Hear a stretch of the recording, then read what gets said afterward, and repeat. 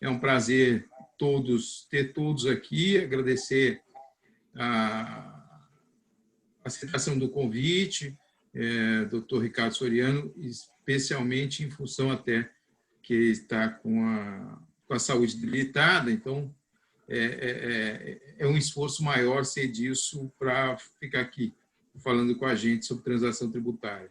Agradecer ao professor Quioche Arada também, que é um grande parceiro nosso, ele é presidente do IBDAFT, é participante da Academia Brasileira de Direito Tributário, é titular da cadeira número 7.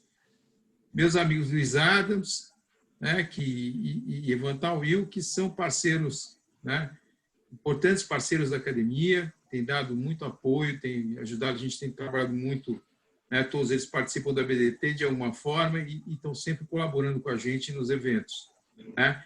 E foram talvez os responsáveis por me convencer a começar a fazer alguma coisa em termos de online, de você ter essa porque eu tinha na minha cabeça que o negócio não ia demorar muito tempo e que nós conseguiríamos voltar esse segundo semestre com vários eventos, que eu acho que não é o caso, e vai demorar para ser o caso um pouco, né, em relação à presença de todos que estão aí acompanhando a nossa live aí com lado a lado. Vai ser uma pena, né, porque realmente eu acho que é o mais importante, na verdade, até, né, além de assistir boas palestras, é o intercâmbio de conhecimento, né, o network que você faz nesses eventos da academia, e muitas pessoas eu conheci através dos eventos, né? Bons amigos tenho até hoje que participavam dos eventos da BDT, e herdei uma parte também do meu pai, quando era presidente da academia, em função dos eventos da BDT também, doutor Djalma de Campos. Aliás, o Ivan Tawil, por exemplo, é uma herança direta. Meu pai, ele era amigo do meu pai, né? E o primeiro contato com ele foi através do doutor Djalma de Campos. Aí tivemos grande amigo, grande, saudoso amigo de Djalma de Campos. Então é isso, eu queria agradecer realmente a primeiro evento que a gente está fazendo da BDT, né? Ou seja, a academia por trás, juntamente com o Tawil Schecker e Maia Brown, que evidentemente é um apoio muito forte para a gente e que é determinante na realização com a qualidade que nós vamos ter esse evento. Eu queria, mais do que agradecer a presença de todos vocês, agradecer o pessoal da BDF, também ajudou muito na divulgação, tá? E que realmente espero que seja a primeira de várias, aí nós vamos ter a oportunidade, né? Como eu até comentei com o doutor Ricardo, que a ideia é realmente destacar as nossas lives pela qualidade dos participantes, né? E aí começamos muito bem com o doutor Ricardo Soriano, que é o Procurador-Geral da Fazenda Nacional, que tem um trabalho enorme pela frente em função da questão da transação tributária. Ele está no olho do furacão, né? Porque o artigo 13º, se não me engano, da lei, fala que é dele a incumbência de assinar a transação tributária, né? Evidentemente que podendo delegar, ou seja, ele não vai ter problema de tendinite ou coisa parecida, mas efetivamente ele tem ele é o dono da caneta do lado de lá, né? Do lado da Procuradoria, do lado da União, fazendo às vezes da União nessa possibilidade de transação tributária, que é um instituto que nós, da mesma forma como aguardamos a aprovação, aliás, a redação da lei que fala da compensação do CTN, o artigo 170 e 171, eles são quase iguais, né? Que era a compensação e transação, são institutos de direito privado que se aplicam naturalmente e que, em relação à matéria tributária, dependiam de lei autorizadora. Ou seja, na verdade, o que o CTN falava era: não pode fazer transação, não pode fazer compensação dentro da seara pública. Ela só é possível, só seria possível, né, caso existe uma lei autorizando. Ou seja, dependia de uma lei, ou seja, era contrário à lei. Antes disso, não era uma regra, como a gente tem no direito privado. Tivemos, em 91, a primeira lei, a 8383, criando a compensação, e agora, recentemente, tivemos a aprovação, agora em de julho, da transação tributária, que foi a conversão, na verdade, de uma medida provisória, da transação também como instrumento de extinção de obrigação tributária, que está dentro agora do nosso regramento.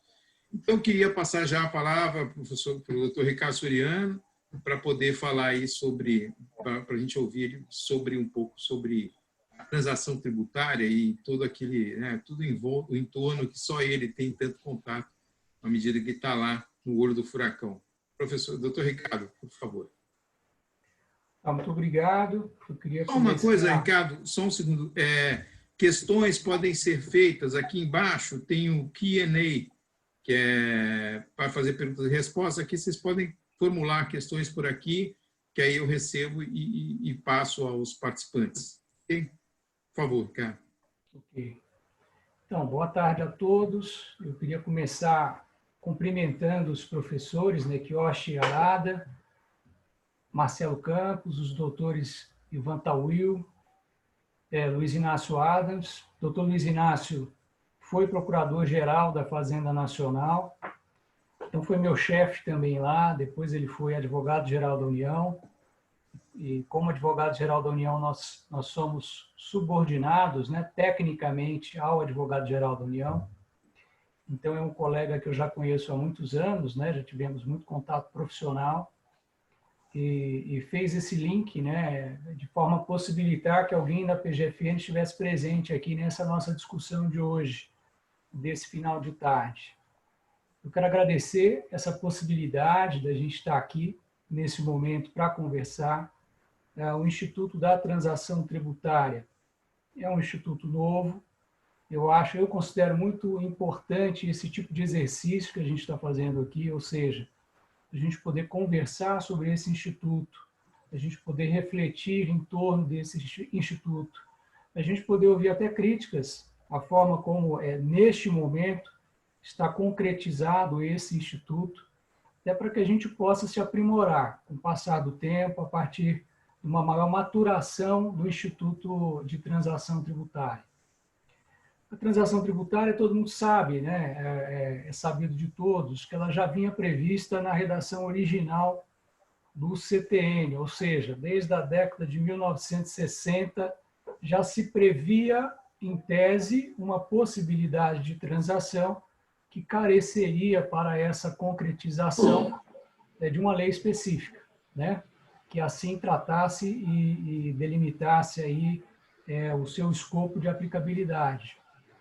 Então, a primeira questão que eu acho que surge com relação à transação tributária é esse questionamento do porquê de tantos anos entre essa previsão inicial, esse aceno do Código Tributário Nacional, e a gente efetivamente ter conseguido concretizar a lei específica, que veio primeiro como medida provisória e foi convertida em lei em abril deste ano. Eu sei que no passado já houve tentativas, né, de se tentar concretizar essa lei. Tenho a impressão, inclusive, que o doutor Luiz Inácio, talvez enquanto ainda procurador-geral da Fazenda Nacional, não me recordo se ele já era advogado-geral da União, mas eu tenho a impressão de que, como procurador-geral da Fazenda Nacional, também empenhou um esforço nesse sentido, mas na época houve muita resistência, né? Talvez uma resistência maior até do setor público, efetivamente, da própria Fazenda Nacional, de associações representativas aí de corporações, e não foi possível, então, se concretizar. Mas aí fica a dúvida, por que isso não foi possível? Né? Por que se levou mais de 50 anos? A minha visão, e essa é uma impressão pessoal, mas eu acredito que não seja uma impressão muito fora da realidade, para a gente poder concretizar o que a gente tem hoje, ou seja, essa medida provisória que saiu no ano passado, agora convertida em lei, a gente teve que, na verdade, ter uma mudança de mentalidade, notadamente no setor público, uma mudança de mentalidade, porque havia efetivamente, desde há muitas décadas, uma resistência muito grande à ideia de você transacionar algo da coisa pública.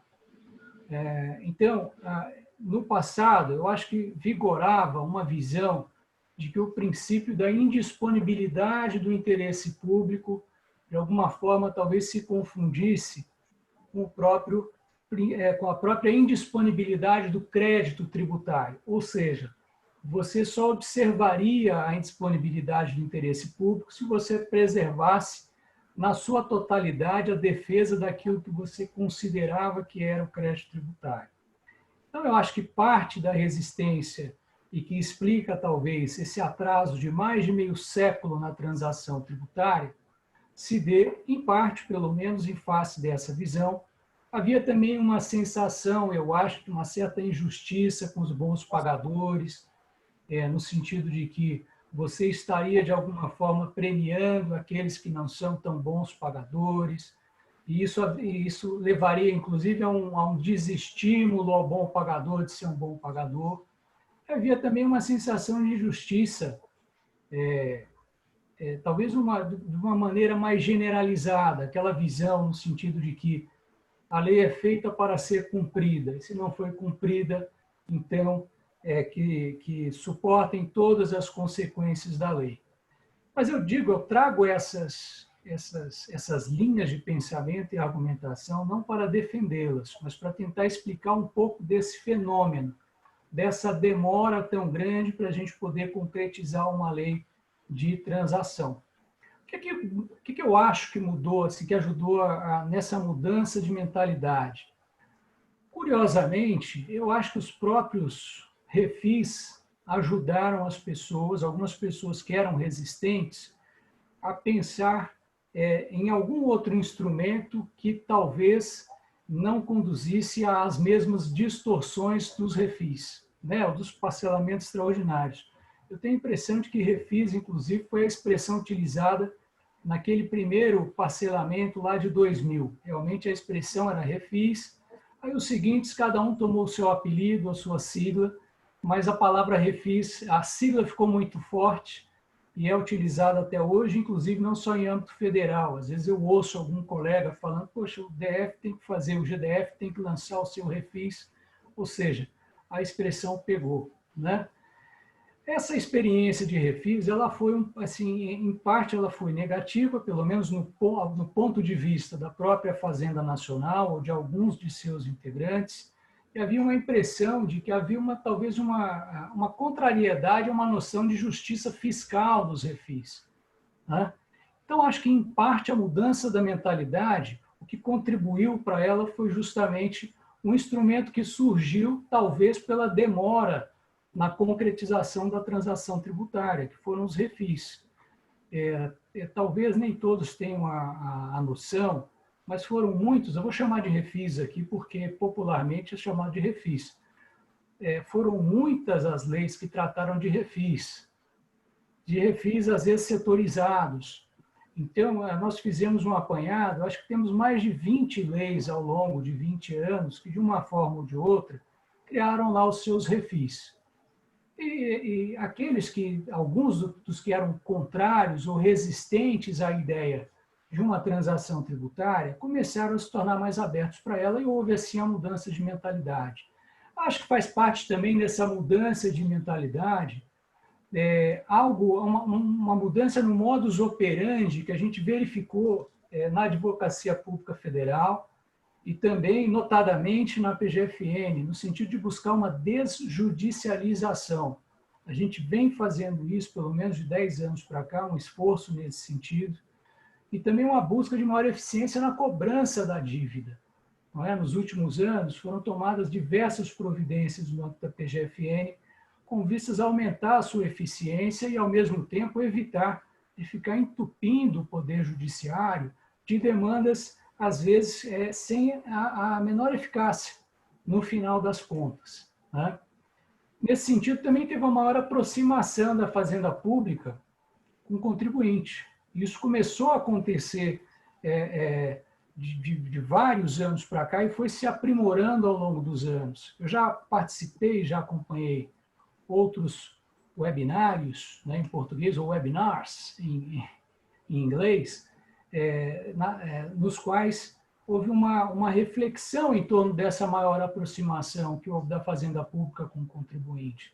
Eu acho que cresceu uma percepção com relação ao tratamento que o contribuinte tem que ter, que é um pouco diferente do que talvez fosse há 20 anos atrás, há 40 anos atrás.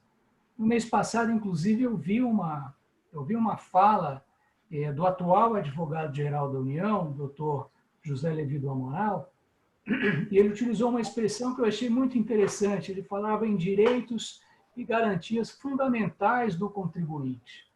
Essa expressão, de certa forma, ela reforça um ponto de vista mais recente, talvez, que a administração pública tenha com relação aos integrantes da sociedade que são contribuintes. Então, o que fez parte dessa maior aproximação da Fazenda Pública com o contribuinte? Essa tentativa desse diálogo com o contribuinte. Por exemplo, o PRDI, que é o pedido de revisão de dívida inscrita, que já abre esse diálogo, já abre a possibilidade do contribuinte questionar parte do que está ali e, eventualmente, fazer com que a administração reveja isso, talvez com uma facilidade nessa comunicação. Também os negócios jurídicos processuais fazem parte desse esforço, e agora, bem mais recentemente, a transação, não bem mais recentemente, porque os negócios jurídicos processuais também, eles encontram no CPC de 2015 um bom amparo, né? Mas agora, mais recentemente, a transação. Então, eu acho que a transação demorou tanto a sair por conta disso, houve uma mudança na mentalidade da Fazenda Pública e nessa relação com o contribuinte. Isso não significa que é um assunto pacífico, sendo assim bastante transparente, mesmo internamente, no âmbito da PGFN, nós temos colegas grandes defensores dessa possibilidade e temos colegas que ainda são reticentes, têm as suas resistências. De todo modo, o fato é que a gente já tem a lei do contribuinte legal e a gente já tem atos infralegais editados com vistas a possibilitar essa transação. Então, ela é uma realidade, né? Passamos daquela etapa anterior, evoluímos nesse sentido e temos essa realidade à nossa frente. Assim, falando sobre a questão da edição da medida provisória, eu acho que é importante fazer um agradecimento. Teve um esforço muito grande de colegas da Procuradoria, o doutor Cristiano, que é o procurador-geral adjunto, responsável pela gestão da dívida, foi um grande defensor. O doutor Rogério Campos, que hoje integra lá a Secretaria Executiva do Ministério da Economia, foi outro grande defensor. Eu não vou citar vários aqui, porque eu vou acabar esquecendo de alguém, mas eu acho que eu falando desses dois, eu estou aqui reconhecendo o esforço de uma série de pessoas. E também nós conseguimos o apoio dentro do Ministério da Economia. O Ministério da Economia compreendeu muito bem a importância disso, inclusive como um fator evolutivo em face dos antigos refis, para tentar desconstruir algumas distorções que a gente verificou com relação à experiência dos refis. Então, nós tivemos esse apoio, e às vezes um apoio com bastante energia e ânimo por parte de colegas. Por exemplo, a Secretaria de Política Econômica, cujo titular é o Saxida, Adolfo Saxida, ele é um grande fã e ele vê aspectos econômicos muito positivos na transação, porque nós que somos do direito costumamos ter uma visão eminentemente jurídica. Eu acho que de uns anos para cá a gente tem evoluído também, tem ampliado os nossos horizontes. No âmbito do Ministério da Economia a gente percebe isso também, e a transação, então, ela foi percebida também pelo lado econômico do Ministério da Economia. A transação em si, falando um pouco da transação, ela se inspirou num instrumento norte-americano que chama Offer in Compromise, né? Vou fazer uma tradução livre aqui de oferta em compromisso. É um instituto norte-americano que tem uma visão que não se limita simplesmente a um benefício para o contribuinte e leva em consideração capacidade de pagamento, renda, despesas e patrimônio líquido. Nós nos inspiramos aqui com a transação nessa proposta dessa medida, que se tornou medida provisória, depois foi convertida em lei, então na experiência norte-americana especificamente. O que nós temos aí de informações específicas com relação à lei da transação, e sem descer a muitos detalhes também, porque aí nós precisaríamos talvez de um turno inteiro, né, para apresentar todos os detalhes, ou talvez de um dia de debates. Mas, assim, a transação, a forma como prevista lá na Lei do Contribuinte Legal, na Lei 13.988, ela apresenta dois grandes caminhos, né? Ou por proposta individual ou por adesão. Mas a proposta individual, a possibilidade dos dois caminhos especificamente, diz respeito apenas à transação na cobrança de créditos inscritos em dívida ativa, seja da União, das suas autarquias, das suas fundações públicas, ou na cobrança de créditos que sejam de competência da PGU, da Procuradoria-Geral da União. Porque no momento da construção da medida provisória, foi aberta a possibilidade da Advocacia Geral da União também poder ingressar com alguma proposta dela. Então, esses dois grandes caminhos de proposta individual, né, ou por adesão, eles existem para esses dois casos, créditos já inscritos em dívida ativa ou créditos que são da competência da PGU. Ao lado desses dois caminhos para estes casos, nós temos também por adesão e só por adesão nos outros casos previstos na lei, que é o do contencioso judicial ou administrativo tributário e o por adesão no contencioso tributário de pequeno valor. No caso, então, vou chamar aqui dos contenciosos, que não digam respeito especificamente à dívida ativa ou a créditos da PGU, que são da competência da PGU, nos demais casos, só por adesão, especificamente. Alguns esclarecimentos com relação a isso.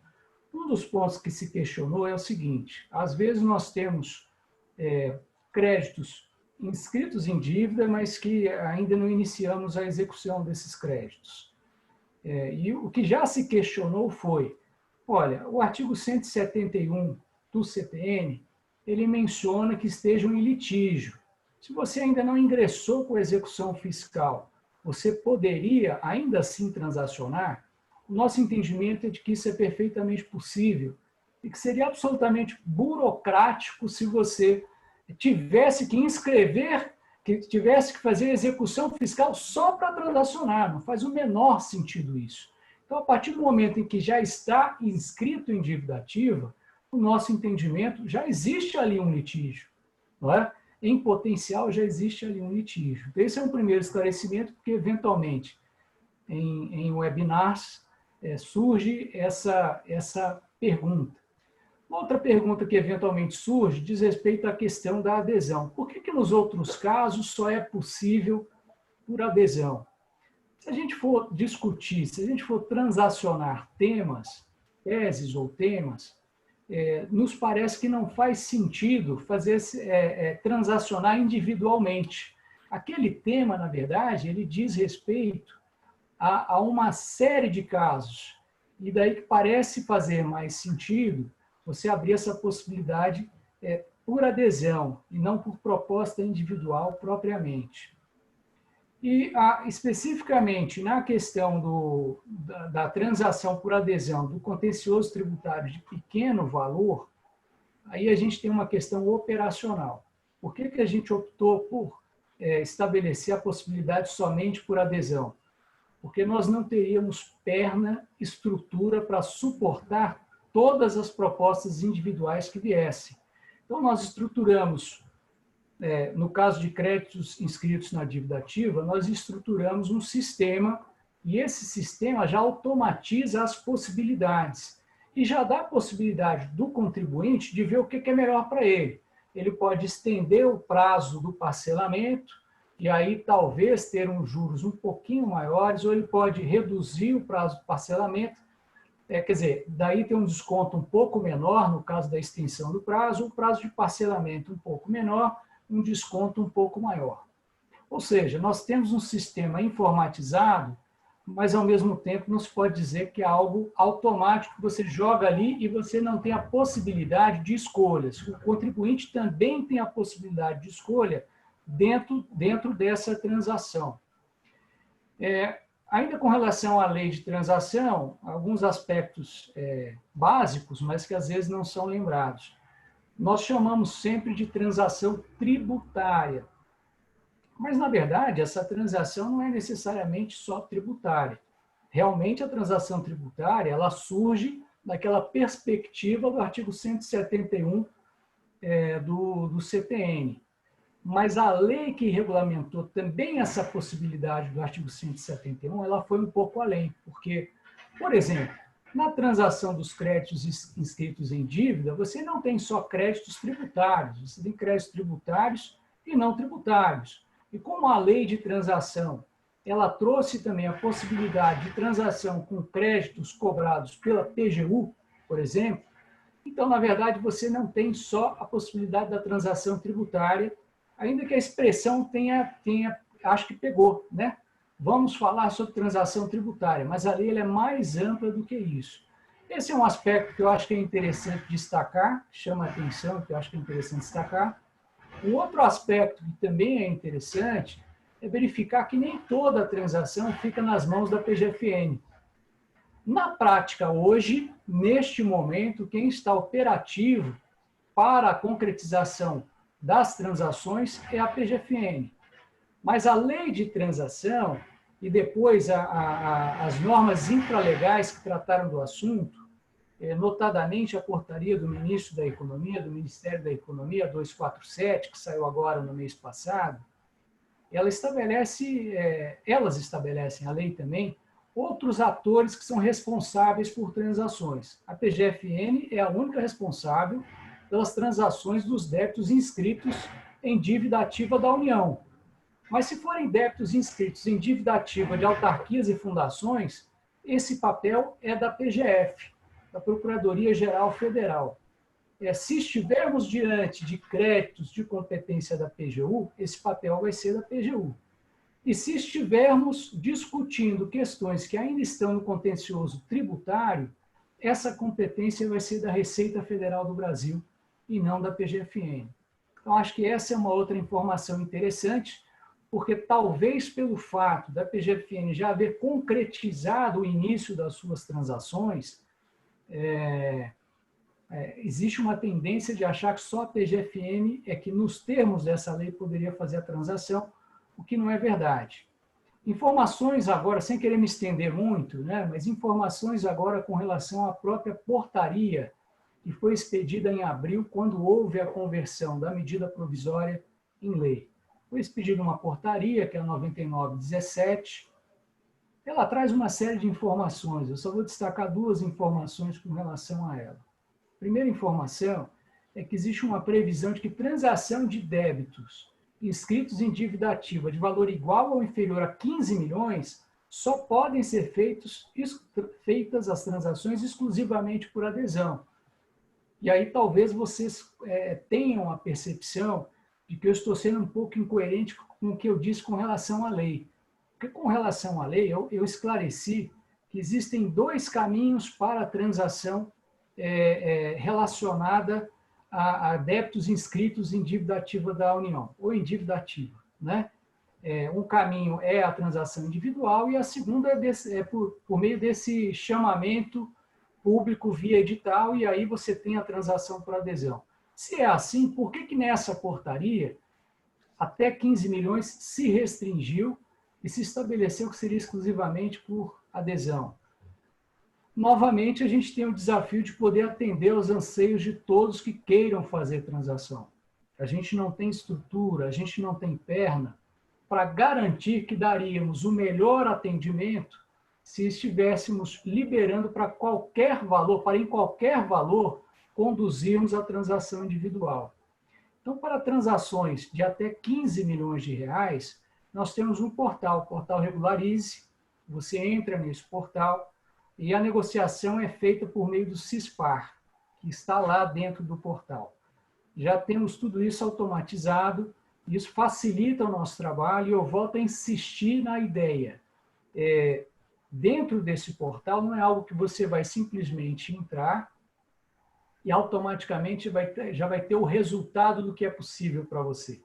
Você vai poder ver diferentes possibilidades de pagamento com abatimento da sua dívida com relação à fazenda pública. Então, é por isso que a portaria, ela efetivamente restringiu um pouco a possibilidade da transação individual, mesmo para débitos inscritos na dívida ativa da União. Existe uma razão de ser, que é uma razão operacional.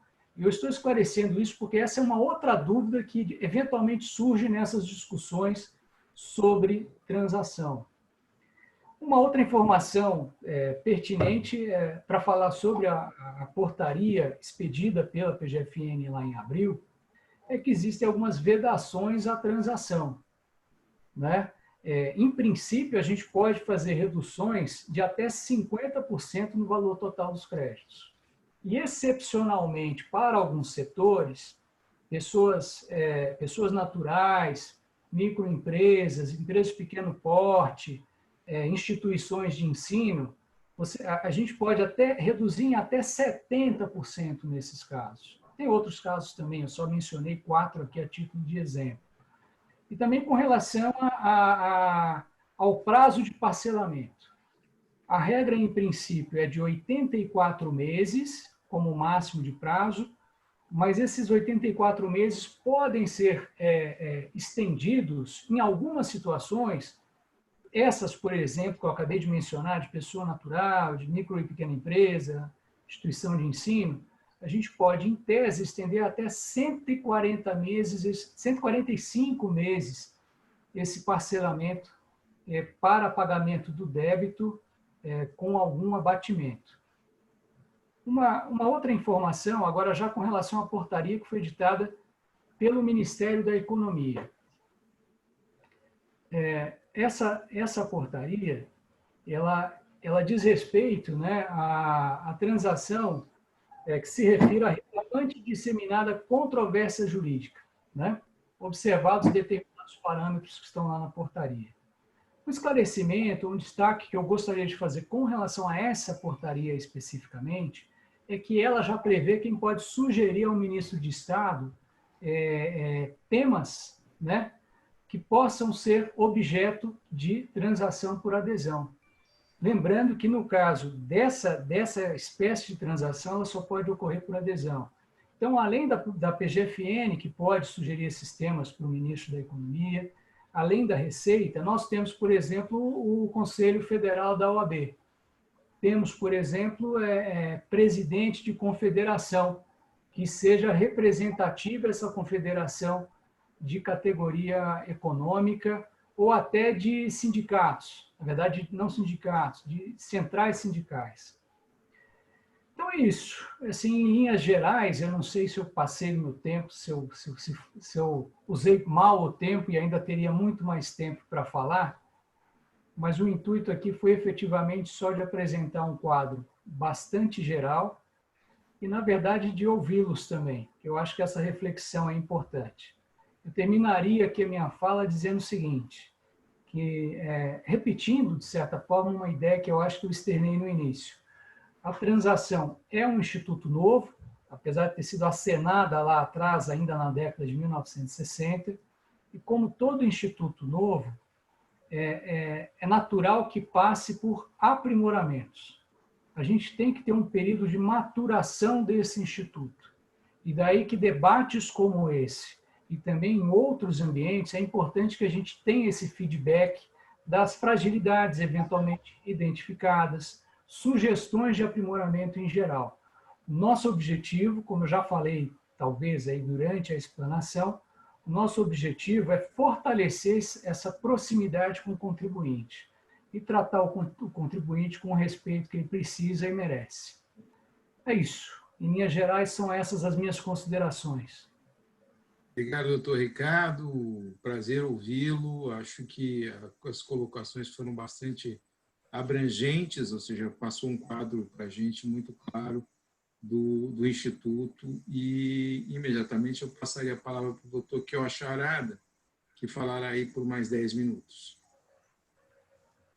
Boa tarde a todos. Cumprimento todos os expositores na pessoa do presidente Marcelo Campos.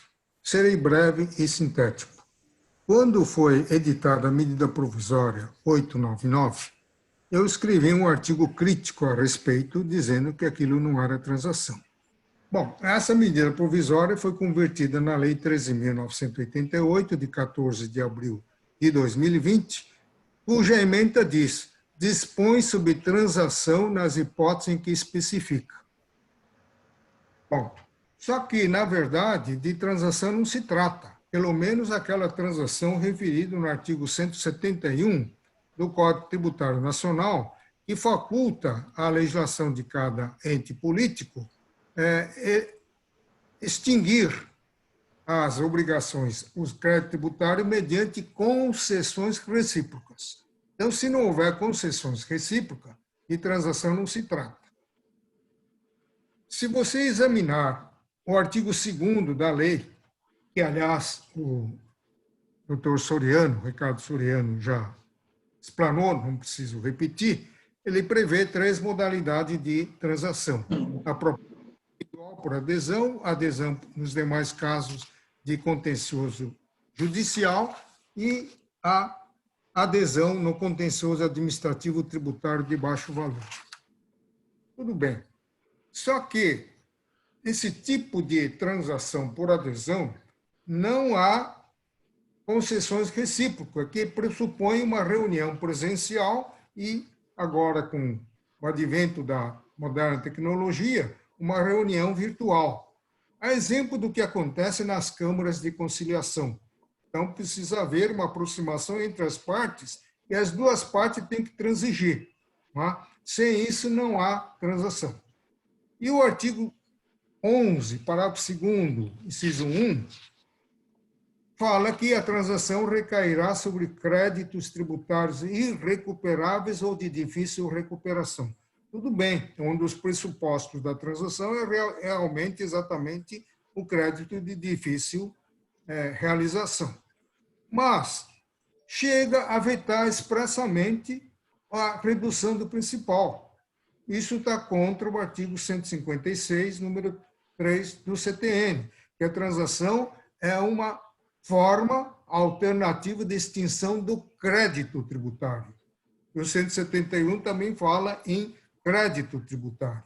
Tá? Mesmo porque as obrigações acessórias de natureza pecuniária, uma vez lavrado o auto de infração, converte-se na natureza do principal. Então, sem a redução do crédito principal, não há transação. Talvez, mesmo porque a lei assim autoriza, talvez o legislador tenha levado em conta aquilo que o Ricardo Soriano, com muita propriedade, dizia, é o princípio da indisponibilidade do crédito tributário. O que é a indisponibilidade do crédito tributário? O crédito tributário existe para que o Estado possa cumprir as suas finalidades. Em última análise, se resume no quê? Na realização do bem comum. Então, o crédito tributário é inegociável, é irrenunciável e não é passível de a própria legislação abrir mão da arrecadação desse crédito tributário. Por isso mesmo que eu tenho um parecer que dizia que dar o crédito tributário em garantia da parceria público-privada é inconstitucional, porque está fora do comércio. Mas todo princípio comporta exceção. Nenhum princípio é absoluto. Se você confrontar o interesse público de você arrecadar aquilo que for arrecadável e o interesse público de você receber pelo menos uma pequena parcela que seja daquele crédito tributário que por via judicial não seria possível realizar, por causa da absoluta incapacidade contributiva do contribuinte, não há bens penhoráveis, e sem bens penhoráveis a execução fiscal não anda. Se fizer uma transação, em vez de você pagar 50%, 40%, você tem que pagar 10%. Esse contribuinte poderá fazer um esforço ingente, fazer um pé de meia, reservando 10%, 20% do seu salário, que é impenhorável, para se livrar daquele processo. Coloca fim ao litígio. Isso consulta muito mais o interesse público do que ficar 10, 12, 14 anos, que é a média da execução fiscal, perseguindo ou procurando bens do executado. De 4 em 4 anos, o procurador faz uma petição pedindo dilação de prazo para diligências para a localização de bens, só para evitar a prescrição intercorrente. Isso não consulta interesse público. Interesse público está em receber o mínimo que seja e liberar o espaço do judiciário para tratar de outros processos mais relevantes do que ficar atrás de um devedor falido, em lugar incerto não sabido, ou absolutamente incapaz de prover o pagamento regular, ainda que com desconto das multas e dos juros. Então, isso requer o quê? Requer um trabalho laborioso, diário, das partes, pressupõe a instalação em caráter não temporário, caráter permanente, como forma de extinção do crédito tributário em todas as delegacias regionais da Receita Federal do Brasil e em todas as unidades regionais da Procuradoria da Fazenda Nacional. É como se fosse câmaras de conciliação ou juizado especial de conciliação. Sem isso, não se pode falar em transação. E já estamos muito tarde nesse caminho, porque nós temos quanto? O doutor Soriano não falou, mas se eu estiver errado, o senhor me corrija.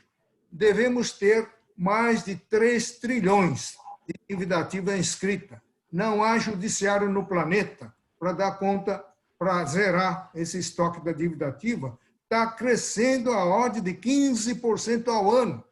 Daqui a pouco nós vamos ter uma dívida ativa inscrita empatando com o nosso PIB. E aí como é que nós vamos fazer? Então nós temos que implementar a transação, que está no artigo 171, e a compensação, que está no artigo 170.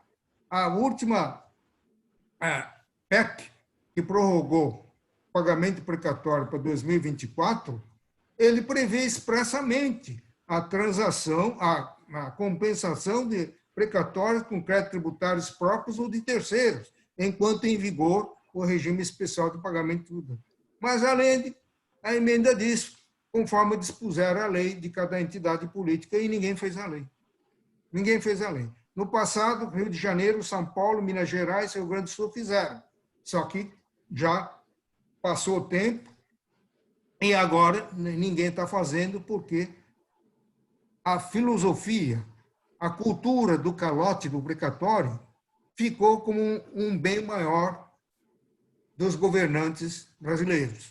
Então, calote é uma coisa que faz parte da cultura brasileira. Nós temos que reverter essa cultura e começar a arregaçar as mangas. Não é arrecadar no grito, no susto, criminalizando o devedor do ICMS, protestando o título da inscrição da dívida ativa, sonegando certidão para você praticar os atos naturais, regulares da empresa, para mudar o estatuto, mudar o contrato, obter o crédito, para participar de licitação. Isso não vai resolver. O que vai resolver é implementar os mecanismos alternativos de extinção do crédito tributário de forma permanente.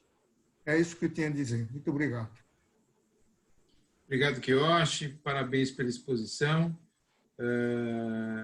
Achei bastante interessante suas colocações e já queria passar para o doutor Ivan para fazer seus comentários, para a gente poder aproveitar bastante o tempo depois de debate.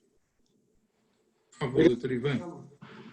Obrigado pelo convite, pela oportunidade de nos deixar participar dessa singular oportunidade, discutir um tema tão importante como transação tributária, tendo ao meu lado, e para minha honra, expoentes como o Procurador-Geral da Fazenda Nacional, doutor Ricardo Soriano, e o professor de todos nós, doutor Quioche Arada, sem mencionar o amigo Marcelo de Campos e meu sócio, Luiz Inácio Alves.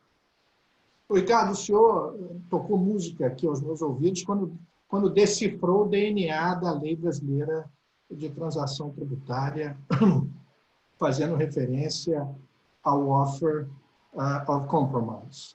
que é o Instituto do Direito Tributário Americano, que permite ao contribuinte, em circunstâncias especiais, se qualificado para tanto, portanto, ele precisa apresentar ao Internal Revenue Service alguns atributos, algumas características especiais capazes de lhe facultar o que ele chama de Payment Program, ou alguns descontos.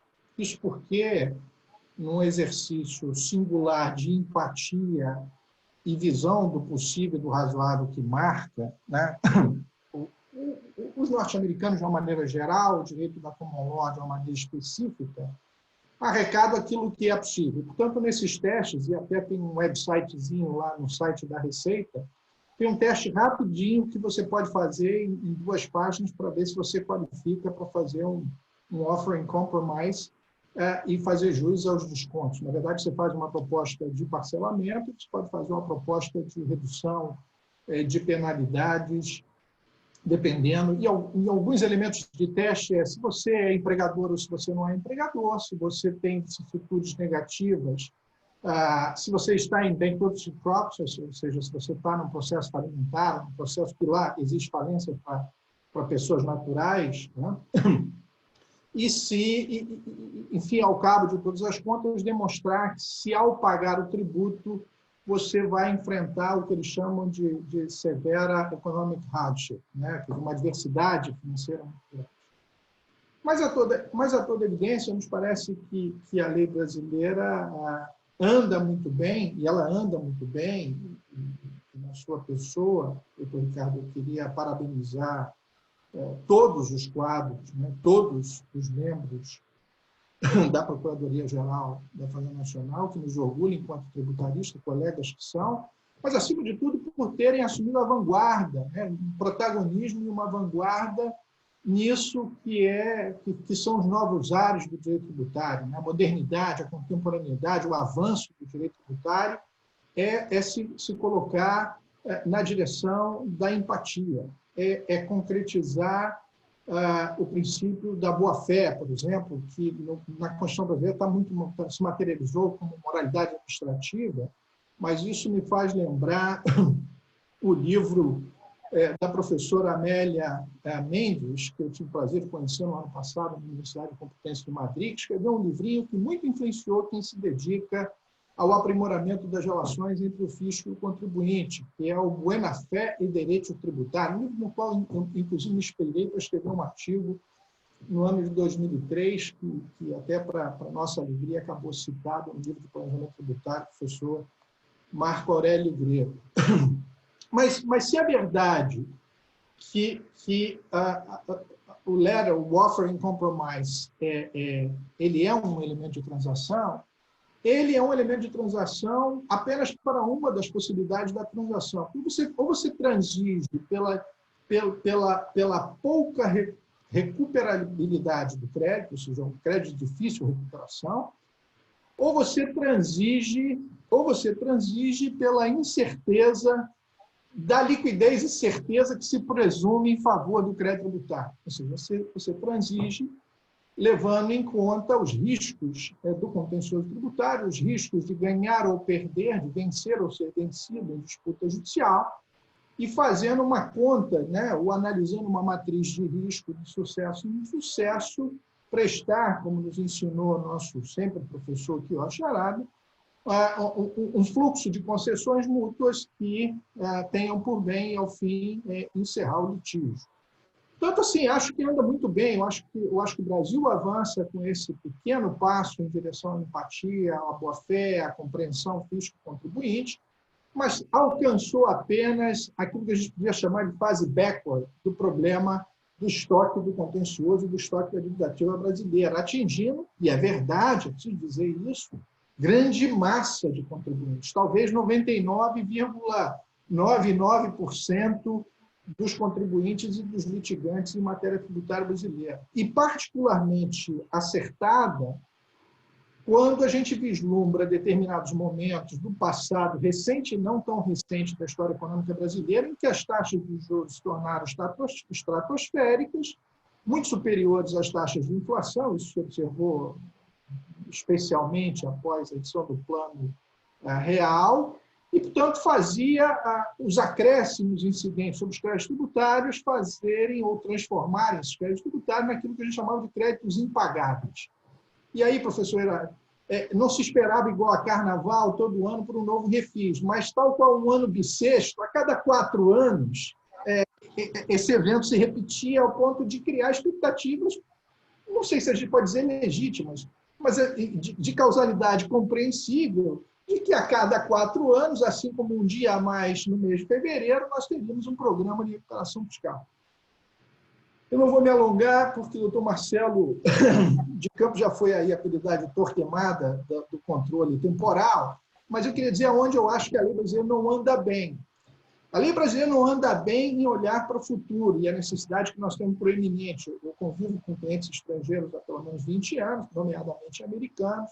Por muitas vezes me vi confuso em ter que ajudá-los no preenchimento dos seus relatórios à Security and Exchange Commission, especialmente num dispositivo denominado de FIN 48, que era um instrumento lá em que eles tinham que fazer um disclosure sobre as posições tributárias incertas e que se tinha lá um cálculo objetivo de quantificar o risco de ter um evento adverso. E no cálculo disso, era preciso que o consultor informasse a possibilidade e as chances de fazer um acordo com o fisco sobre a matéria de imposto de renda.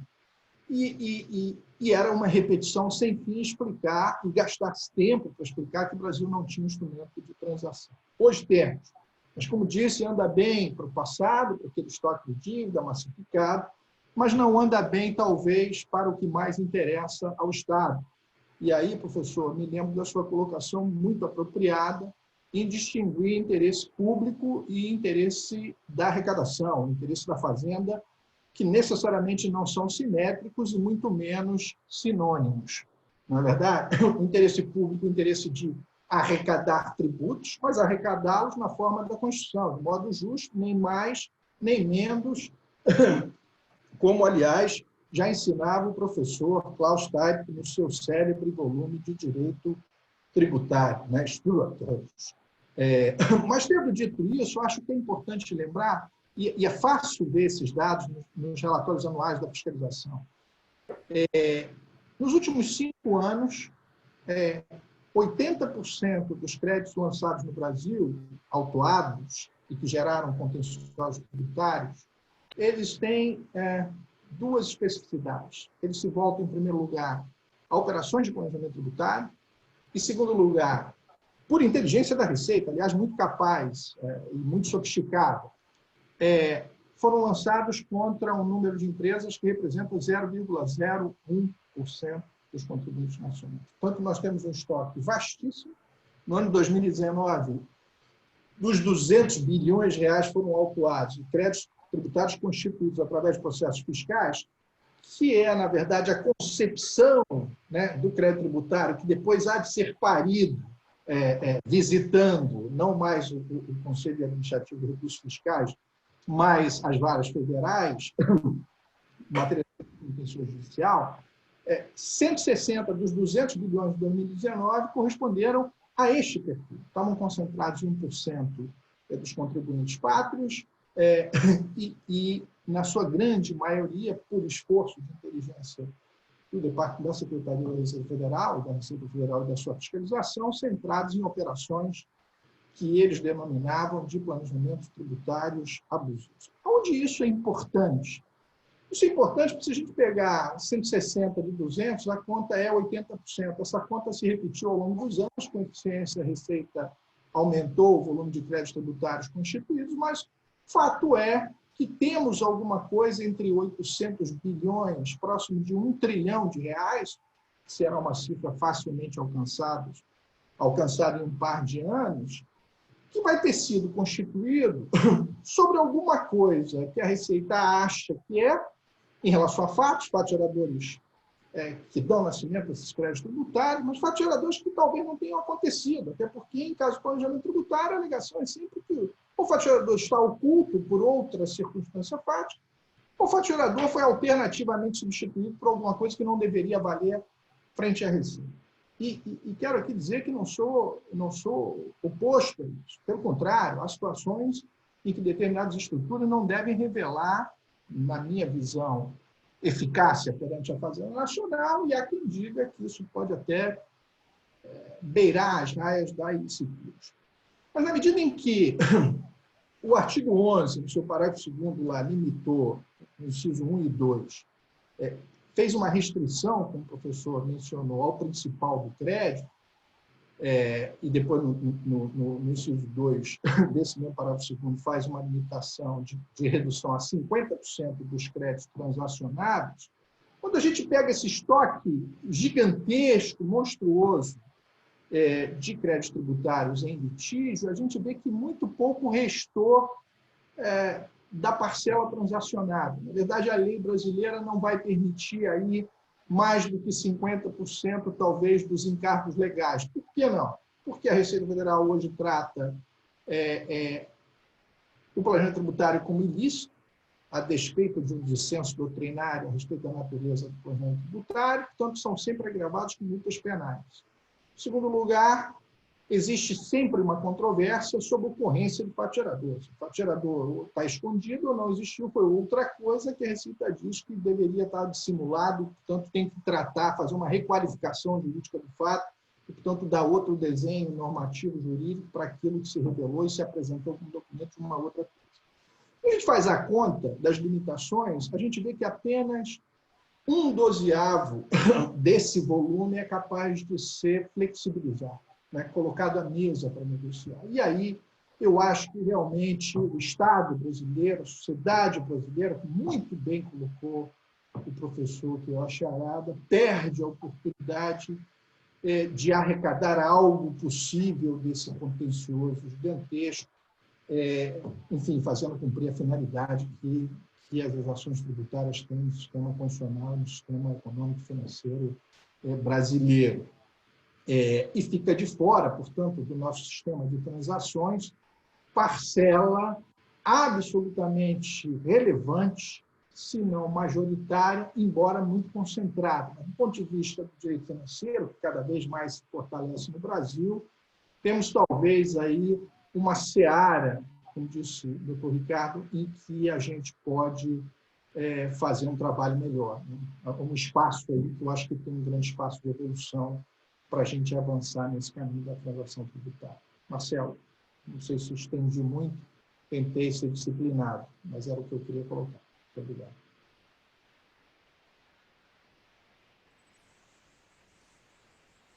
Pronto, Ivan. Bom, doutor Ricardo, o senhor queria fazer algumas últimas observações? Eu queria até pedir desculpas a vocês, eu até avisei também o doutor Luiz Inácio, eu recebi aqui uma demanda do ministro Paulo Guedes, a gente tinha uma reunião às 7, foi antecipada para as 18 horas, daqui a dois minutos, e com participação de pessoas, acho que do Ministério da Defesa, então não é só interna a reunião, né? É uma reunião com pessoas de fora. Eu confesso que eu cheguei a olhar aqui algumas perguntas apresentadas aqui pelo QIA, né? Q&A. Deixa eu ver se eu consigo, acho que eu não vou ter muito tempo, mas deixa eu ver se eu consigo pelo menos ler alguma aqui, se eu puder tecer algum tipo de consideração, eu falo sobre elas. Eu estou aqui com o meu celular também, que eu estou acompanhando pelo celular as perguntas, e ao mesmo tempo acompanhando pela tela do computador as apresentações. Deixa eu buscar uma aqui, e aí eu falo sobre ela. Uma das perguntas é: como ficam os débitos não inscritos caso a empresa queira juntar nas negociações? Teria a PGFN como ajuizá-los primeiro, como isso aumenta os custos para empresas, etc. e tal. Assim, o esclarecimento é que não tem necessidade de ajuizar primeiro, tá? Basta a inscrição em dívida nesse caso. A gente tem na nossa portaria, tem uma portaria que é 14.402, e ela assegura que os créditos que vierem a ser inscritos em dívida posteriormente à formalização de acordo de transação, eles podem ser incluídos no acordo. Então, acho que essa é uma informação importante. Deixa eu dar uma olhada, deixa eu pegar mais alguma pergunta aqui, e eu volto a pedir desculpas a vocês, viu? Mas a agenda é um tanto quanto imprevisível. Deixa eu ver alguma outra. Eu mais que ninguém sei disso. Você Eu acho que sabe melhor do que Adam já começando a expor, enquanto o Adam poderia já começar a expor, porque senão vai estourar o tempo. Aí, enquanto isso, Mas, doutor... vai procurando. Vamos fazer agora mais na verdade, questionamentos. O que eu acho que não vai... eu tinha preparado alguns questionamentos, mas eu acho que o doutor Ricardo já está respondendo os que são feitos pelo público, que é importante. Depois, meus questionamentos também posso encaminhar para ele, endereçar ele. Eu vou ler mais um aqui, então, e aí eu vou pedir desculpas, eu vou ter que me retirar.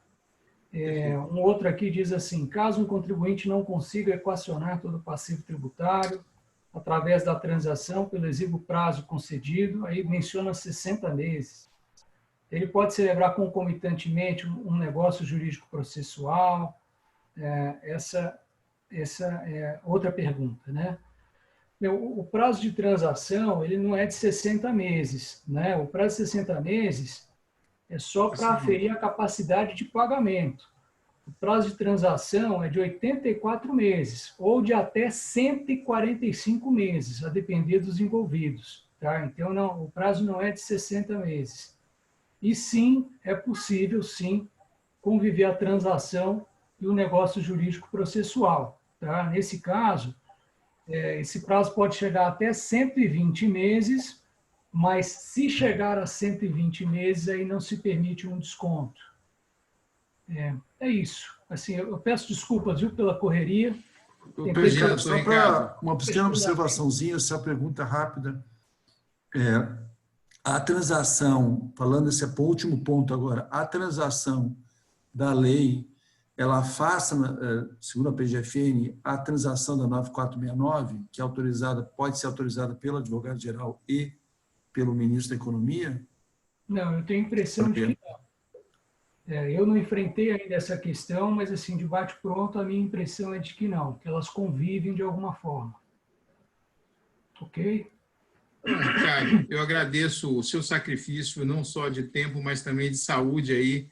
E agora você vai estar ainda mais para uma outra batelada. Espero, eu não sei se eu espero que você dê positivo o seu teste de Covid, porque o resultado positivo, se você não tiver uma complicação, é uma carta de alforria, né?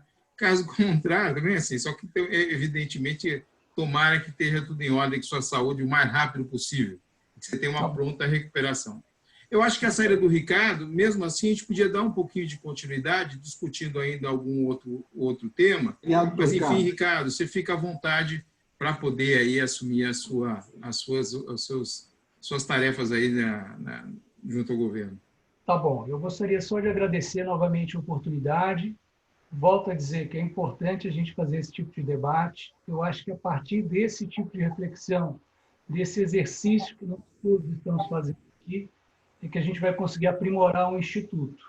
O Instituto é uma realidade, demorou muito para chegar, mais de meio século para chegar, e agora, na minha visão, é o momento da gente aprimorar esse Instituto.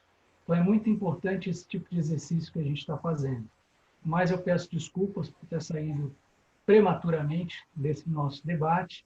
Mas teremos outras oportunidades, com certeza nós vamos chamar, esperemos contar com a sua participação em outros eventos da BDT tratando desse tema. Depois no YouTube eu vou assistir o restante do que eu perdi. Perfeito. A partir de agora. Tá bom. Tá ok. Obrigado, Ricardo. E até mais. Obrigado, Ricardo. Senhores, eu queria fazer só uma observação. Essa questão da transação é uma questão que realmente ela está, pelo menos nós estamos chegando aí com dois instrumentos importantíssimos para essa situação de pandemia, né? Ou seja, ou para a situação da crise econômica se instalando depois da pandemia, diante de um passivo muito grande e formulação de soluções. Na verdade, duas observações eu queria fazer. Com relação à própria transação, eu queria fazer uma observação que 2 ou 3 anos atrás ela foi implementada no município de Blumenau de forma bastante,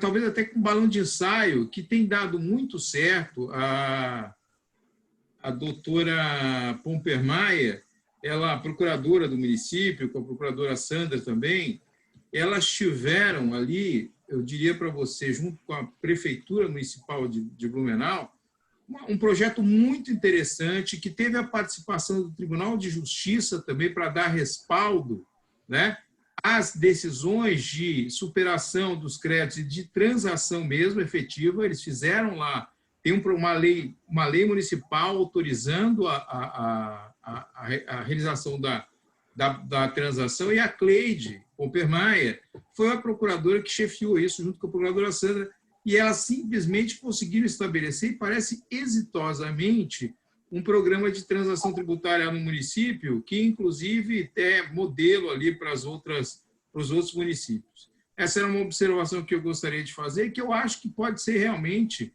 pelo menos eu sou você daqui adiante com relação à transação, claro, os limites dos valores via de transação, os limites objeto daquelas que são a competência municipal, mas ainda assim eu acho bastante interessante a experiência do município de Blumenau, que de forma bastante inovadora se antecipou a isso e colocou essa questão da transação. A segunda observação diz com aquilo que o Quioche estava falando. O Quioche, nós tivemos hoje também uma palestra de manhã, tratando especificamente da questão da situação econômica que o país enfrenta hoje. E uma coisa que eu disse lá, e que eu gostaria de repetir aqui, é que a compensação, esses instrumentos, compensação e transação, eles são importantíssimos para a gente poder, de alguma forma, estabelecer uma alavanca. Primeiro, regularizar uma situação absolutamente inacreditável, que o Quioche falou sobre os precatórios, né? É uma coisa impressionante. Você, né, não tem coisa mais odiosa de você dever, você ter o município, o Estado, a União devendo para você, e você ter que pagar para esse município, Estado, União, sendo que eles te devem, às vezes, muito mais do que efetivamente eles estão te exigindo, né? Ou seja, você tem muito mais a exigir deles. Nesse sentido, eu tenho acompanhado muito de perto a questão da compensação. Eu acho que é um instrumento que é pouquíssimo, né? Ou se não, diria para vocês, no momento, ele é muito pouco utilizado dentro das limitações do universo que ele poderia alcançar em termos de regularização da situação de contribuintes e possibilitar efetivamente que as empresas tenham, sem que o governo tenha que despender, mas abrindo mão, não é abrindo mão, é reconhecendo o crédito do contribuinte, né? É uma forma de, sem necessidade de injetar recursos, que você permitiria um acerto geral de contas. Eu vou dizer para você, nessa parte de compensação, eu vi um projeto, tem um projeto que é um estudo muito antigo e muito pertinente e muito bom do Sr. Carlos Padovan, que ele trata desse tema de compensação há muito tempo, que eu acho que é uma coisa assim, que o Estado teria, nessa utilização da compensação, uma forma muito boa de ajudar a sociedade, efetivamente, botar a casa em ordem, né? Parar de fazer a gente ter vergonha, né? Eu já tive vergonha, uma vez veio um canadense aqui e me perguntou, mas por que o Estado não paga, né? Aí eu falei, bom, não, eles pagam, mas ele paga através do precatório. Mas como funciona o precatório? Eu falei, bom, mas não é possível. A pessoa que deveria dar o exemplo de pagar, ela cria obstáculos, e aí até utiliza o judiciário como criador de obstáculos para os pagamentos das dívidas do Estado, e não quer pagar, e cria problema para pagar quando ele deveria dar o exemplo. Eu não consigo entender isso. E aí eu compartilho o que o Ivan falou. É difícil explicar isso para estrangeiro, né? Como é que o Estado se recusa e cria obstáculos ao pagamento dessa forma. Queria passar a palavra para o Luiz Adams, né? Para ir fazer alguns questionamentos e expor alguma coisa, que o Luiz é um cara que eu diria para vocês, um dos sujeitos mais inteligentes. Antes de você começar, posso te fazer uma pergunta do tempo que você teve na Procuradoria-Geral da Fazenda Nacional? Foi discutido no Brasil, eu acho que foi proposta sua uma lei de transação anterior. Né? Foi. A minha pergunta é muito simples. Ela atingia o principal do crédito ou não? Ou como essa aqui? Ela era uma lei mais ampla. Ela criava 9 hipóteses de transação, entre as quais o judicial poderia atingir o principal do crédito. Em geral, havia uma resistência de dispor sobre o principal, porque ele basicamente, dispor sobre o principal, sinaliza uma certa complacência com a ineficácia da cobrança e, portanto, a aceitação de que o modelo admite, em suma, distorções que devem ser, que pode gerar mais distorções. Mas isso é uma concessão, basicamente, que existia à própria Receita Federal, grande parte da Receita Federal, que ainda resiste a ideia de transação.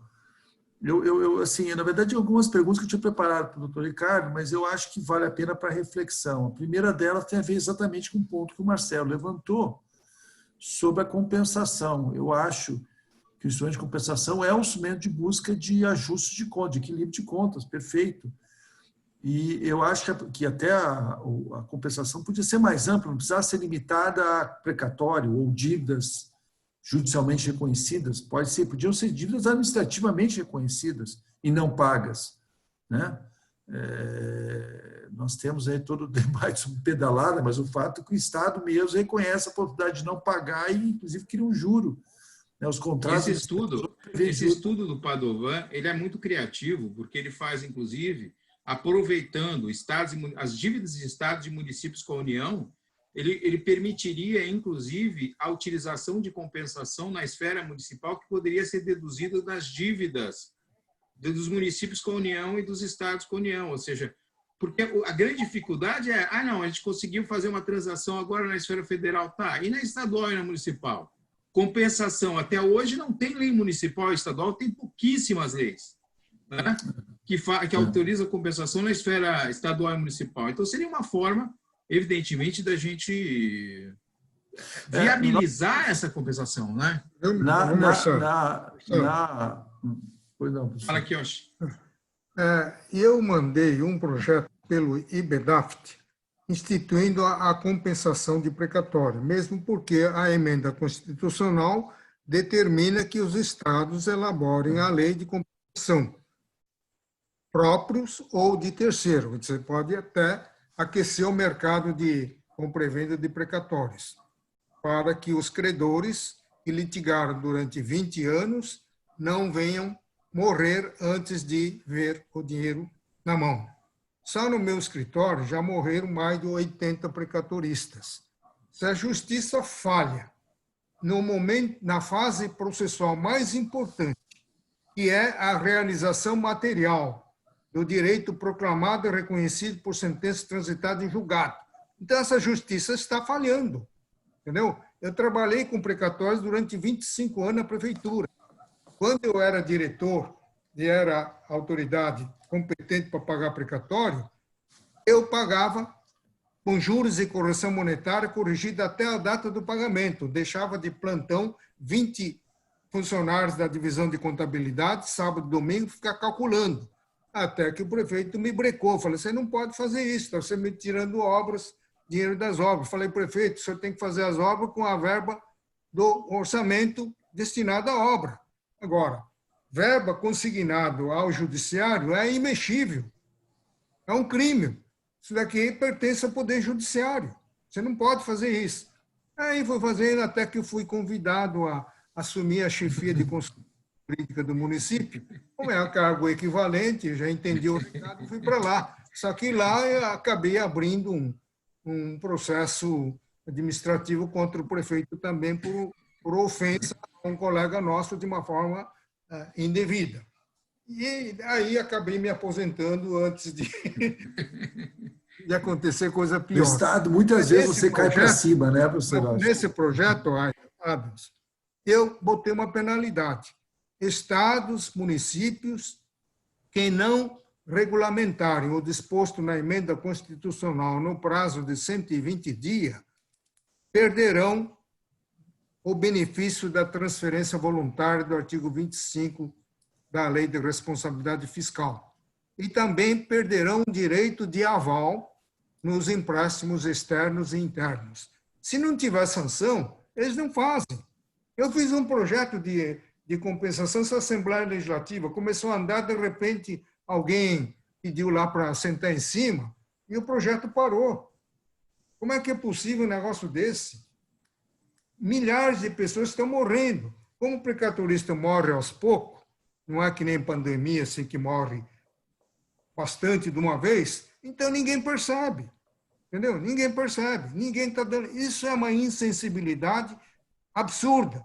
Está na cultura do governante dar o calote, porque pagar precatória não dá ibope. O que dá ibope é inaugurar uma obra suntuosa, fazer o maior tribunal do planeta, essas coisas todas. O precatório não dá ibope, então não se paga. Então precisa instituir uma sanção não de natureza institucional para forçar os municípios e os estados a solverem. É uma vergonha. Toda a dívida de precatória hoje está dando 110 bilhões. 110 bilhões é que o Estado brasileiro paga de juros. Paga de juros por ano. Entendeu? Então, se houvesse uma federalização desses precatórios, resolveria.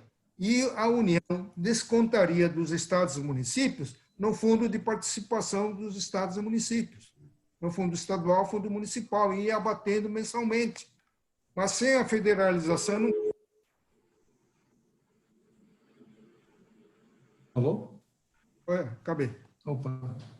Não, eu concordo, professor. Eu até, na verdade, ia comentar aqui, eu acho que, por exemplo, 9917, que é a portaria que regula a transação da 13988, ela tem uma coisa que me parece questionável. Essa é uma das perguntas que eu ia fazer ao doutor Ricardo, que é, admite a compensação precatório, mas exige que essa cessão seja da integralidade do crédito do precatório, independentemente da própria dívida compensada.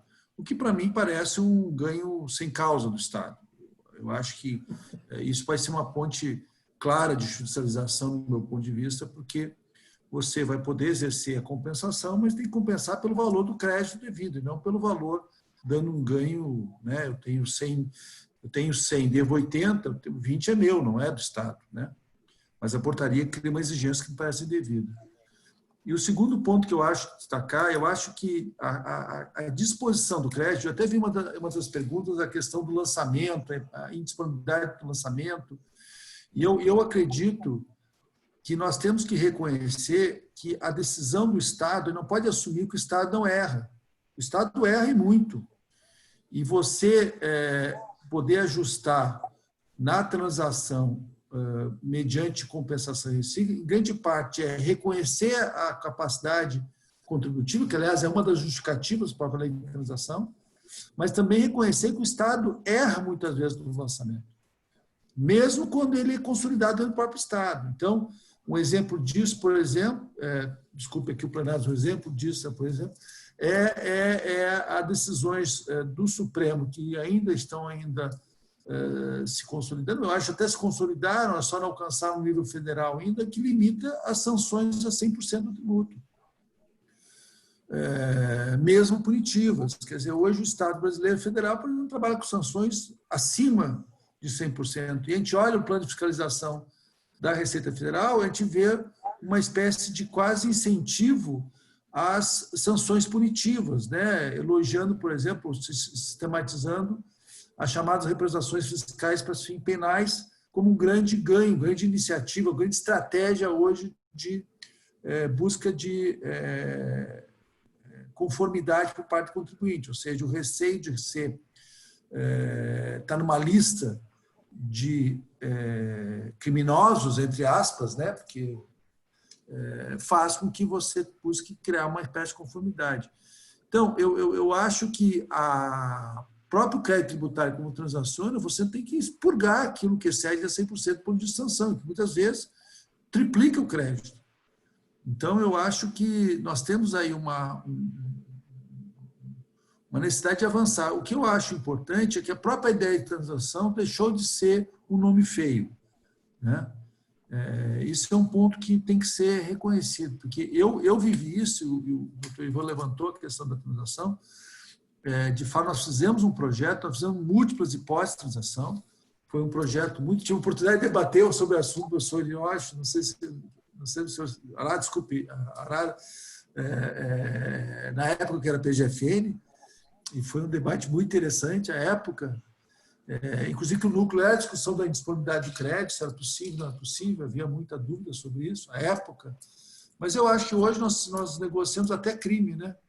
Tributo ainda me parece menos... Muito bem lembrado isso, Ada, muito bem lembrado. Eu queria ter falado até isso. Assim, hoje o Brasil transaciona a pretensão punitiva do Estado, transaciona o dever de punir as interdições no âmbito da contratação com entidade pública quando se chega a um acordo, ao meeting of mind entre as partes, o Estado de um lado e a empresa até que eventualmente andou em desconformidade. Agora, a gente fica sentado nesse dogma arcaico, cheio de poeira e teia de aranha, confundindo, desculpe ser repetitivo, interesse da arrecadação com interesse público. O interesse público é avançar na modernidade, é avançar numa sociedade que é uma sociedade de risco, sociedade complexa, sociedade de massa. E que não dá mais para achar que qualquer fiscal com uma caneta na mão pode gozar de uma presunção pétrea de certeza e veracidade naquilo que está fazendo. Não dá para conviver com isso mais. Eu acho que quer falar mais alguma coisa? Não, acho que já chegou a hora de você encerrar, né? Mas como você bem falou, Campos, a primeira e a última lei que eu conheço de transação é de Blumenau, implantada pela professora Cleide Combremier, e a lei regulou minuciosamente as hipóteses de transação, os limites e o conteúdo da transação para salvaguardar não apenas o interesse da fazenda pública, como também, principalmente, o agente público envolvido na transação, porque senão amanhã ele vai vir a ser acusado de ter cometido improbidade administrativa, se não for acusado de coisa pior. Então, a lei regulou os limites. Então, um crédito de 90% de possibilidade de não recuperação, o desconto é maior. Possibilidade média, desconto é menor. Jurisprudência 100% contrária à pretensão fazendária, a desconto é maior. Capacidade contributiva zero, desconto pode ser até de 90%, 95%. Então, tudo isso está na lei. Se não fizer isso, o agente público não pode trabalhar com necessária segurança. Então, se nós temos mecanismos jurídicos constitucionais previstos no CTN para solução da dívida ativa, não precisamos ficar implementando instrumentos normativos truculentos, né, como protesto, como inscrição no CADIM, indisponibilidade universal de bens, e ultimamente o Supremo inaugurou uma nova política criminal tributária, prender os devedores do ICMS declarados, que no final, se ele, cara, não tem condição de pagar, ele vai migrar para o regime de sonegação aberta. Aí não vai ter número de fiscais suficiente para levantar, empresa por empresa, o valor sonegado. E o auto de infração vai sofrer uma impugnação que vai ficar, no mínimo, 5 anos discutindo na esfera administrativa e outros 5 no judiciário. Quando o ICMS declarado, passou o prazo, vai direto na inscrição da dívida ativa, você poupa 5 anos. Não é? Então, mas são pessoas que têm uma visão curta, entendeu? Então, em vez de pensar no Estado de Direito, Estado democrático de direito, o respeito aos contribuintes, eles vão arrecadando no grito, no susto, entendeu? Não importa os meios, os fins justificam os meios. Confunde, como disse muito bem o doutor Ivan, confunde interesse privado do poder público, que é o interesse da fazenda, com interesse público. Não tem nada a ver uma coisa com outra. Não há interesse público em arrecadar fora dos parâmetros jurídicos constitucionais. Todos esses instrumentos truculentos estão condenados por 3 súmulas do Supremo Tribunal Federal, editados de forma ilustrativa e educativa. Não é preciso editar uma súmula para cada instrumento truculento. Basta 3 até demais já. Entendeu? Então, ao fim da picada, você exigir certidão negativa para o juiz homologar o plano de recuperação judicial, que levou 2 anos de discussão para a Assembleia Geral de Credores aprovar aquele plano. O juiz tem que declarar a falência, porque ele não pode homologar. Isso é um absurdo. Isso é um absurdo. Contraria o princípio maior da razoabilidade, que é um limite imposto à própria ação do legislador. Então, fazer uma mudança de cultura, não confundir interesse privado do poder público com interesse público. E temos que passar a respeitar os princípios constitucionais tributários. Obrigado, Kioshi Adams.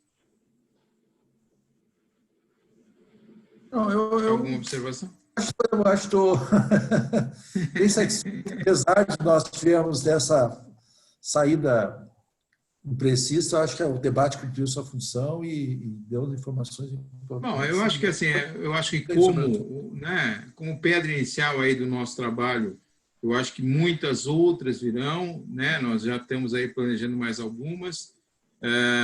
Inicialmente pensamos em mensal, né, Adams, mas realmente os temas são interessantes e da disponibilidade de agenda das pessoas para tratarem desses temas, evidentemente que a gente vai poder marcar outras reuniões como essa, pedir desculpas a quem não teve as questões respondidas, vamos fazer o máximo para que elas cheguem ao destinatário a partir das respostas, tanto do Dr. Ricardo Soriano, como dos palestrantes a quem estão destinadas as questões. Agradecer aos heróis que permaneceram até agora, né? Boa parte amigos com certeza, não é? E que em breve voltaremos aí com mais um evento que tratará desses temas. Certamente a reforma tributária agora vai ser objeto de grande discussão, né? Mas ainda estamos no início da reforma tributária, ou seja, o que vai virar lá na frente, certamente, talvez até seja irreconhecível. Se vier, né? Se vier, exatamente. Se virá, se vier. Exatamente, Ivan. Senhores, agradeço a todos, agradeço a toda a audiência e até mais, até breve, um novo evento da ABDT com Mauer Braun e Tauí Micheca, advogado. Obrigado, professor. Boa tarde a todos. Vamos desconectar. Boa tarde a todos. Grande abraço. Até logo.